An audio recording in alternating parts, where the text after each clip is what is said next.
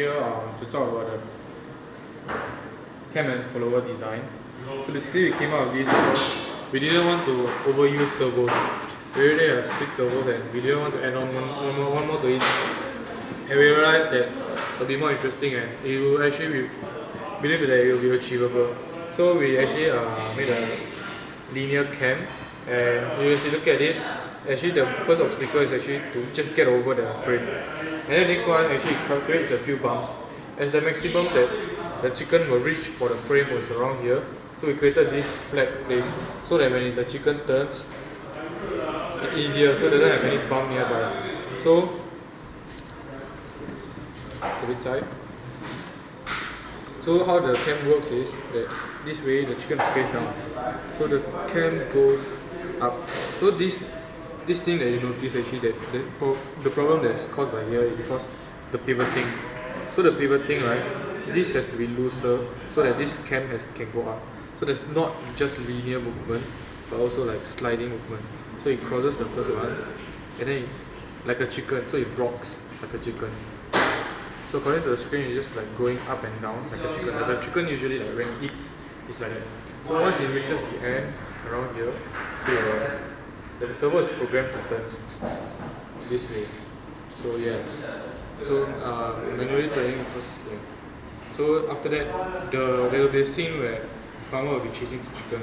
So a natural chicken reaction is just to rock. So it just goes like with the head up and down. So this thing is natural. So at this point, it sets back to origin already because at this point this farmer will be killed. And the thing about this cam design is that it doesn't affect any slider here. So it's actually compact and useful at the same time. So this is how we design. And as for profile, we didn't know the profile cam because usually they have the degrees and 360 degrees. But this is a linear cam, so we were unsure. So we made multiple prototypes of this with different pole positions. Then we keep trying out until we found the correct one that we like. And furthermore, we mounted the wires away from the cam so that it actually has a smooth flow. So if it's actually inside, you can actually obstruct this thing from going up. Because you can see, if it's outside, you can actually stop the snap or even like tangle it up. So this is what we designed it to be, and I feel that we put in a lot of thought into this with all these hooks so that it doesn't obstruct anything. And we place all these IR sensors at this point. So at this point, the thing will stop at here.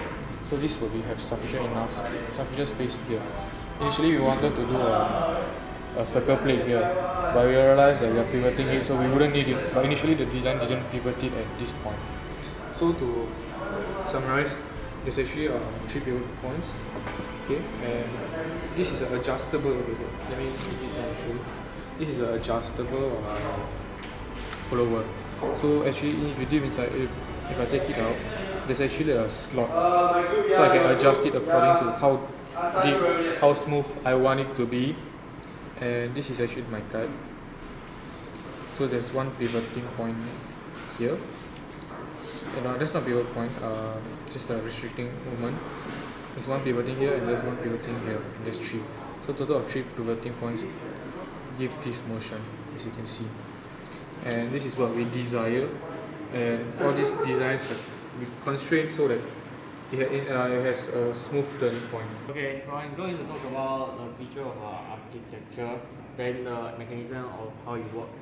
So we use the rack and pinion to slide it over in front of the screen, and we use the push to make switch instead of the IR sensor, because it's more conventional and it's easier for us to mount it on the aluminum frame.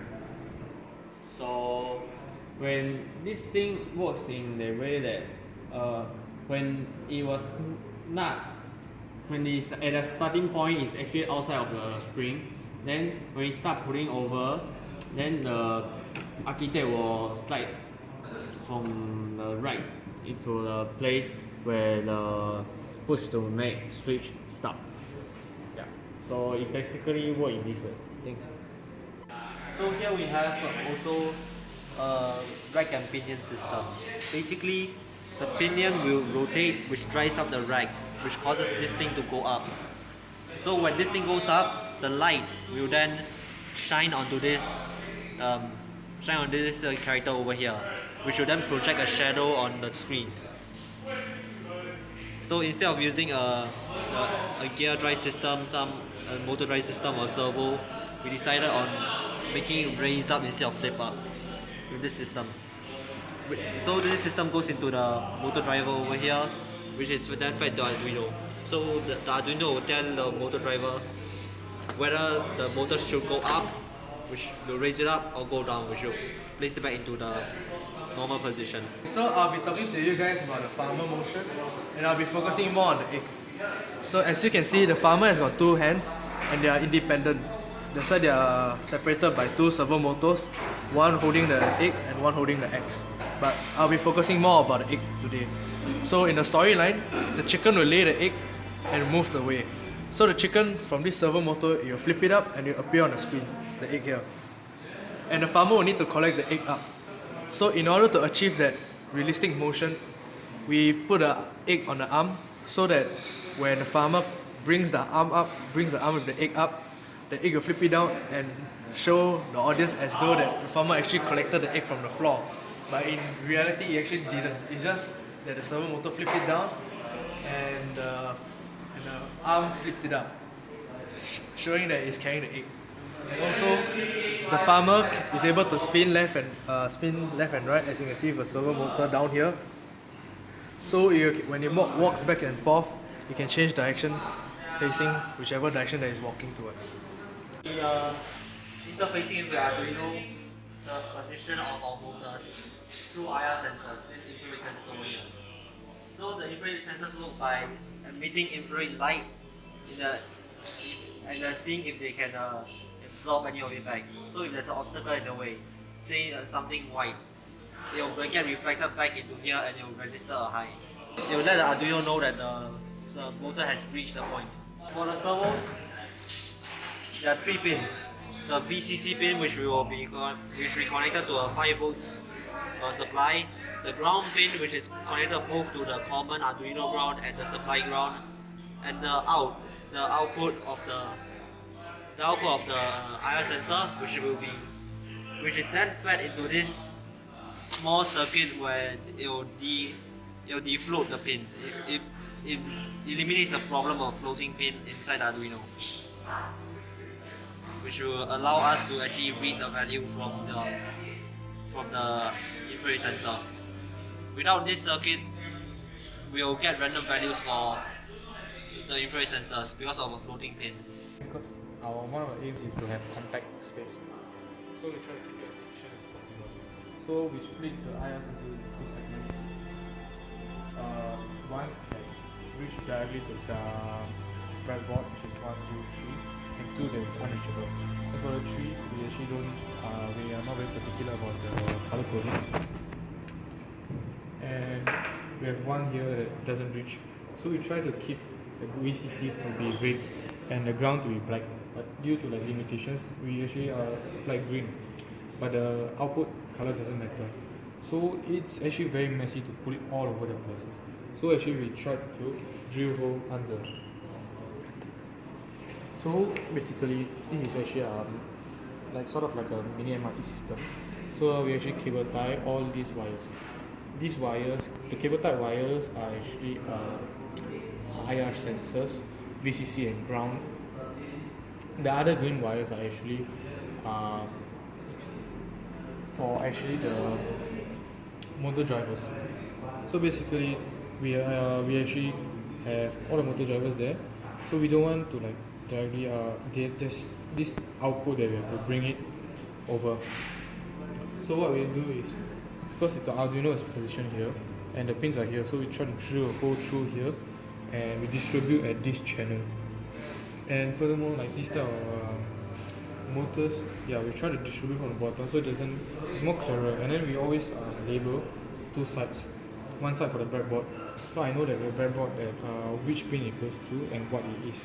And the other side is where I will label it. Okay, let's say I will label this as switch or that. So all this comes into efficiency when we troubleshoot. So it'll be useful. And we also printed mounts for this because and we actually tried. We didn't want to waste material, and we actually found that paper clip is actually quite useful to like clamp it down. We don't want to clamp it down too quickly, but it doesn't exist. It doesn't, like, when it gets pulled, it doesn't come out. So that's one key element of this design. And furthermore, it's actually facilitated. There's a slot facilitated for the bottom extruding pins. So all these things were considered before we design, and we try to position this in the center. So near this motor holder has this own one. That motor has its own motor controller, and we try to use alternate for these two. So all these have been taken into considerations when we do the placement, and we use two only. So the first one is actually for all the servos on this. So we realized the servos actually take up a lot of wires because they have to go to ground of the power source and ground of Arduino, and one output towards the Arduino also. So that's why we actually use a separate breadboard. But this breadboard is mainly for IR sensors and motor controllers. So we actually segregated this way so that servos have been underground and everything. Yeah, and if you look further deep, so we assign this whole row to be 5 volts. So we actually use 2 wires to connect it. So because the 5 volts usage is a lot, and this top half is actually the Arduino ground, and the bottom half is actually 12 volt and ground. Because we will be using two 12 volt motors and a light source which is also 12 volt. So we need a small channel for our 12 volt. And thank you. Thank you.